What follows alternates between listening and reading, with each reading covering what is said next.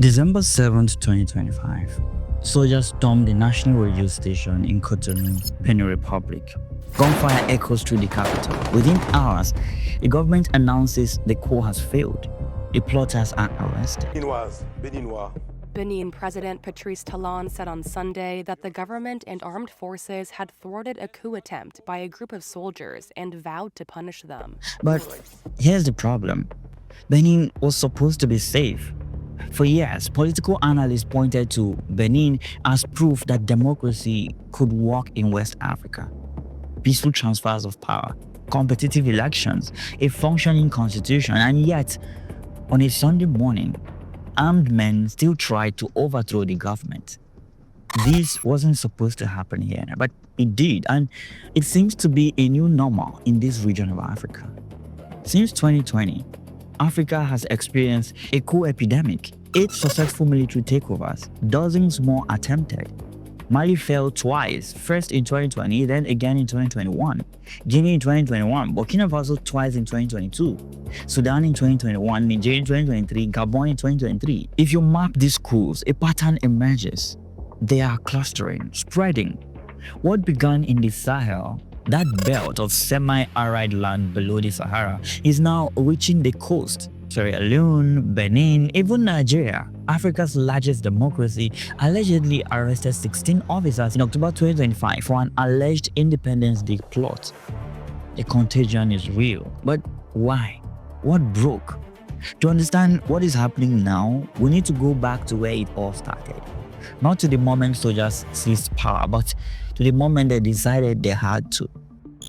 Burkina Faso, November 14, 2021. A remote military outpost in a town called Inata. Inata is a town in Somme province in northern Burkina Faso, near the border with Mali. It is well known for its gold mine. There's also a military outpost here. It is a desert garrison in the middle of jihadist territory. On paper, 53 men defended this position against groups affiliated with Al-Qaeda and the Islamic State. In reality, these men had been abandoned. For 2 weeks before the attack, they had run out of food. Investigations later revealed they were slaughtering wild animals like antelopes, bush rats, just to survive. Supply convoys from the capital, Ouagadougou, had stopped coming. When the jihadists finally attacked this outpost on November 14, 2021, it was a massacre. The garrison didn't have ammunition to fight back. Inata left 53 dead in total, 49 security personnel and 4 civilians. The massacre didn't just shock Burkina Faso, it broke something. The civilian government of President Roch Kabore had sent men to die without food, without bullets, and without support. This wasn't a military defeat. This was neglect. In the capital, politicians gave speeches about fighting terrorism. At Inata, soldiers ate rats to survive and were eventually killed like rats by the same terrorists they were out there to fight. 2 months later, Lieutenant Colonel Paul Henry Damiba led a coup. His justification was simple. The government was killing the soldiers through neglect. And he wasn't wrong. Across the Sahel, the pattern repeats. In Mali, by 2020, over 1,000 soldiers had been killed or captured by jihadist insurgents. Entire towns fell under siege or were overrun. The Mali state had lost control of the north and center of the country. When Colonel Assimi Goïta seized power in August 2020, his message was blunt. The civilians couldn't protect the nation, so the military would. This became the first crack in the foundation. The collapse of the state security. In political theory, there is a concept called the Hobbesian contract. Citizens surrender some freedom to the state in exchange for protection. It is the most basic deal in governance. I follow your laws, you keep me safe. In the Sahel, that contract was shredded. They are taking them with handcuffs and guns. And this was the first justification for the coups. But there is another reason for the rise in military coups across Africa. One often more powerful than security. And that is the democratic facade. For this one, we have to go to Guinea. It is March 2020. President Alpha Conde, who, by the way, is 83 years old, faces a problem. He wants to remain president of this African country, but the constitution forbids him from running for a third term. To fix this, he decides to change the constitution. He calls a referendum. Opposition groups organize protests. The government responds with force. By the time the vote happens, at least 30 people are dead, shot by security forces or beaten by pro-government militias. In the end, Conde wins his referendum. Then, he wins his third-term election with numbers that don't add up. This is the moment democracy stops being a system of accountability and becomes a performance. Yes, elections still happen, ballots are still cast, but the outcome is predetermined. The people are furious, but there's little they can do about it. Then comes the military. On September 5th, 2021, Colonel Mamadi Doumbouya and a unit of special forces arrest Conde in his palace. On television, Doumbouya makes a speech. He doesn't apologize for overthrowing democracy. Instead, he accuses Conde of overthrowing it first. The army's intervention, Doumbouya says, was to save the constitution. The crowd cheers. Across West and Central Africa, the pattern is the same. In Gabon, the Bongo family had ruled for 56 years.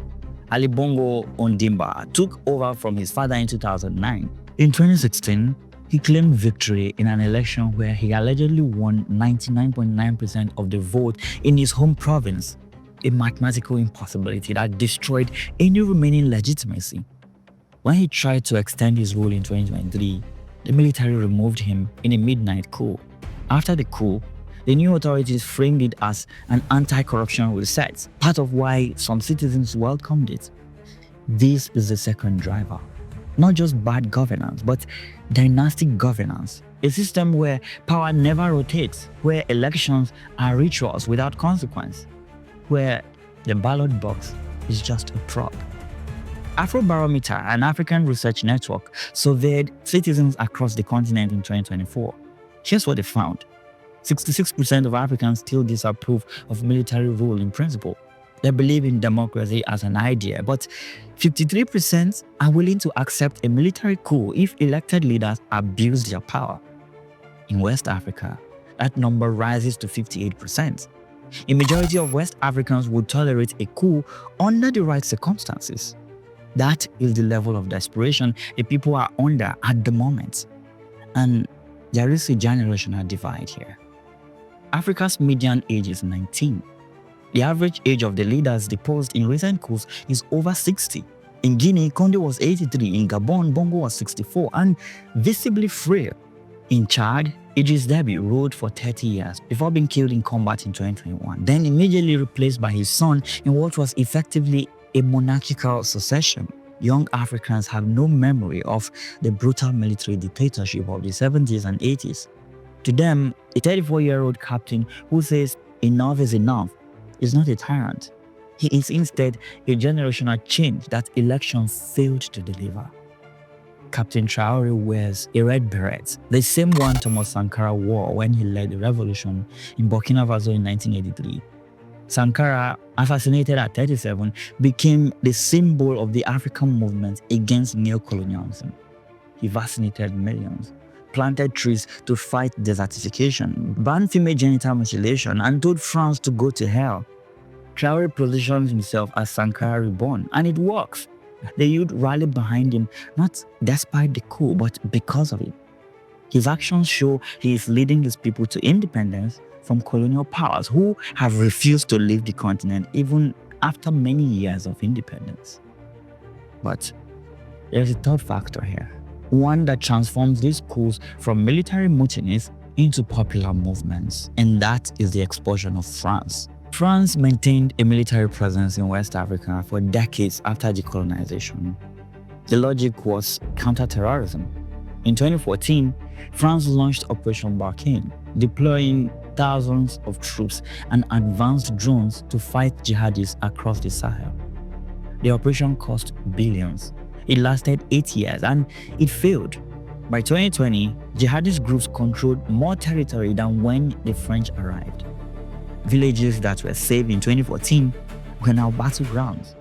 For people living under the threat of violence, the obvious question was, what are the French actually doing here? In the absence of transparency, theories filled the gap. Some Africans began to believe France was secretly supporting the terrorists to justify staying, to keep control of uranium mines in Niger, gold in Mali, access to military bases. And these theories weren't entirely baseless. France did in fact benefit economically from the Sahel, and its diplomatic tone, that is Paris lecturing African capitals about governance while French companies extracted resources, felt less like partnership and more like colonialism with better branding. So, while the terrorists got stronger, France kept getting the resources they needed back home, which then raises the question: if an endless fight against insurgency means France gets to stay and keep the mineral benefits, what is the incentive to end these terrorist groups for good? If the war is profitable, why end it? Then there is the CFA franc. 14 African countries still use this colonial currency, which is pegged to the euro and managed in part by the French treasury. Until 2019, these nations were required to deposit 50% of their foreign reserves in Paris. That is half of a country's savings held in another country's bank. These African governments didn't have full control over their own money. When the coup leaders in Mali and Niger expelled French forces and French ambassadors, it wasn't just a military decision. It was a show of sovereignty designed to show citizens we are not puppets. We control our own destiny, and it was widely popular. In Niger, the French ambassador refused to leave after the new military government demanded his departure. For weeks, he stayed in the embassy, surrounded by protesters, chanting anti-French slogans. When he finally flew out, people celebrated in the streets. The December 2024 survey in Mali found 72% of Malians believe the country should side with Russia, compared to just 1% who favor Ukraine. That's not just anti-Western sentiments. It is a wholesale rejection of the entire French sphere of influence.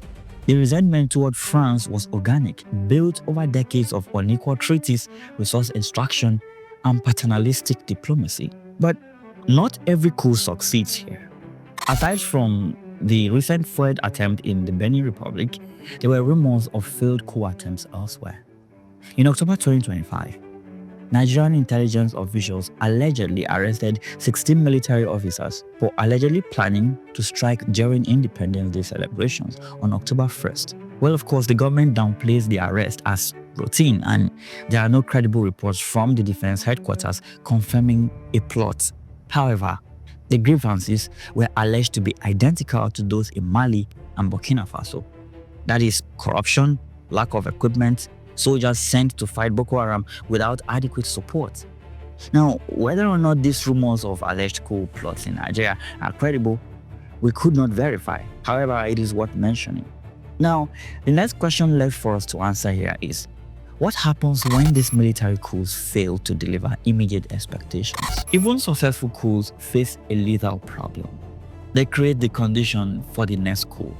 In Mali, Colonel Assimi Goïta seized power in 2020, then consolidated control in a second coup in 2021. He promised stability, but some critics of his government say has only delivered paranoia. But is it really paranoia when Western powers have been seeking ways to end the rule of military governments in the Sahel? By 2025, Goïta's inner circle appears to be fracturing. In August 2025, Mali experienced a wave of arrests targeting dozens of soldiers and high-ranking officers, including 2 generals, over an alleged coup plot to destabilize the military government. Many of those detained were members of the National Guard, the corps from which Defense Minister General Sadio Kamara hails, though Kamara himself was not arrested. The arrest highlighted growing internal divisions and tensions within Mali's military leadership. Some reports suggest the officers arrested were seen as potential rivals to the current military leader, Colonel Assimi Goïta. In October 2025, a presidential decree formally dismissed the officers involved in the subversive act. This is how militaries eat themselves. The colonels who overthrew civilians now suspect each other. Power flows from loyalty, and loyalty sometimes is purchased with money and guns. But there's never enough for everyone. In Burkina Faso, Captain Traore has survived at least 4 coup attempts since taking power in 2022. The plotters are his former comrades, officers who the Traore government believe are working with external forces to destabilize Burkina Faso. Traore has leaned heavily toward Russia for security partnerships. The Traore government have indeed been improving the lives of Burkinabe and doing what the previous administration failed to do in terms of infrastructure and taking back control of the country's resources. But his life remains threatened by factions that want power for themselves. Sudan shows the endgame here. In October 2021, General Abdel Fattah al-Burhan and General Mohamed Hamdan Dagalo, known as Hemeti, jointly overthrew Sudan's civilian transitional government. They were supposed to share power. They didn't. In April 2023, the two generals went to war with each other. Burhan controls the Sudanese armed forces, Hemeti controls the Rapid Support Forces, a paramilitary group. Their fight for dominance has destroyed the country. As of 2025, 30 million Sudanese, that is 64% of the population, require humanitarian aid. The economy has contracted by over 40%. Khartoum, the capital, is a battlefield. This is the risk with military coups. Once the military splits into faction, the state weakens. But what is the military doing differently in these countries we talked about? 3 countries in West Africa are trying something different right now. That is Mali, Burkina Faso, and Niger. Together they call themselves the Alliance of Sahel States, or AES. For years, this region relied on foreign-led security missions, but today, AES is replacing that model with its own.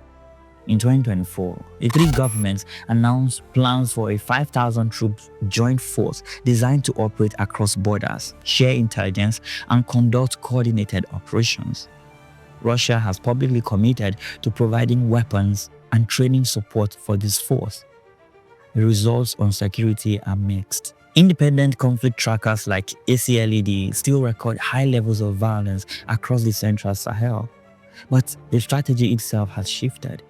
Fewer external deployments, more regional control. Economically, AES is also changing course. In Mali, a new mining code raised gold royalties from 6.5% to 10% and increased state and local ownership in mining projects to at least 35%. In 2024, Mali's government reported gold revenues rising 52.5% from 547.6 billion to 835.1 billion CFA franc. And in Niger, large-scale oil exports transformed the economy. According to the World Bank, GDP growth jumped from 2% in 2023 to 8.4% in 2024, with growth expected to remain above 6%. Burkina Faso's economy also accelerated.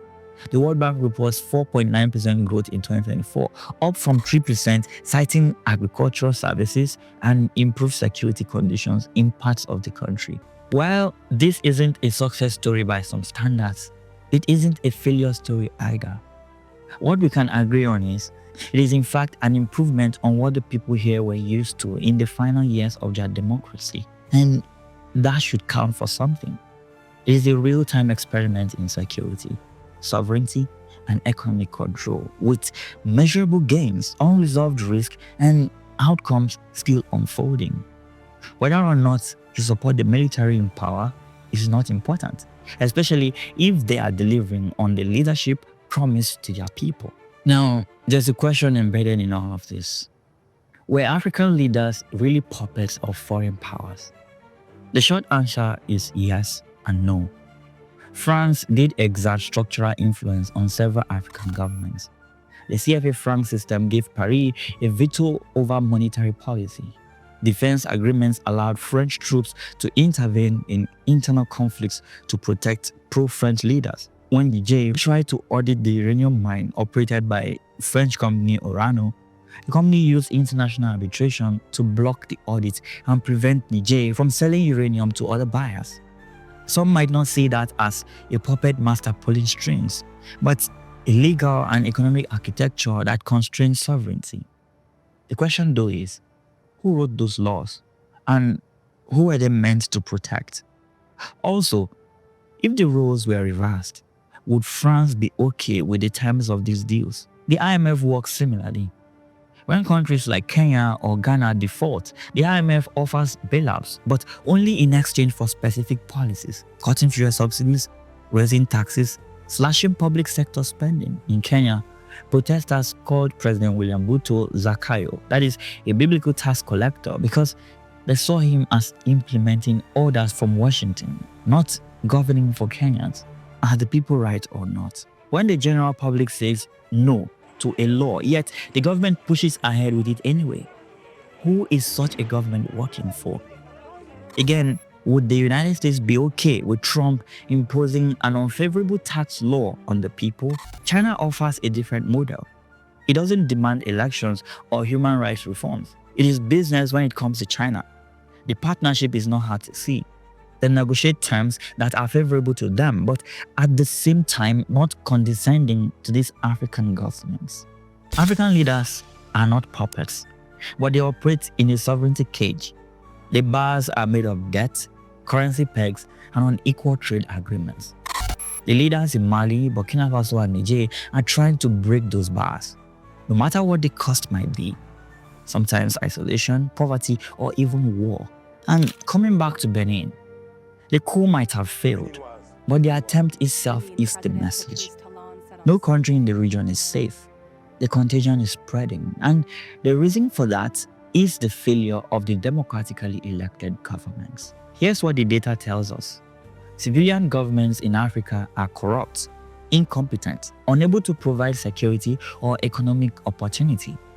Elections are merely performances.